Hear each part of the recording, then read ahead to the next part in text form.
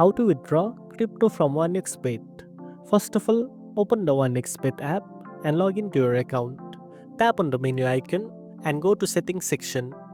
Under Account Management, you will see two options, Top Up Account and Withdraw.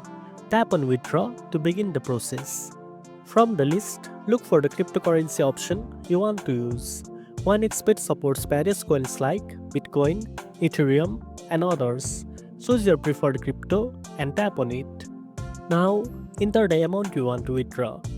Make sure it meets the minimum withdrawal limit for the selected cryptocurrency. Below that, you will need to enter your crypto wallet address carefully. Double check this address because any mistake could lead to permanent loss of funds. After entering your wallet details, tap the Confirm or Withdraw button at the bottom. You may be asked to verify the transaction using a code sent to your registered email or phone number. Enter the code and confirm the withdrawal. Once confirmed, your withdrawal request will be processed. And that's it. Now you know how to withdraw crypto from 1xBet. If you found this video helpful, don't forget to like, share and subscribe for more tech tips. Thanks for watching and I'll see you in the next one.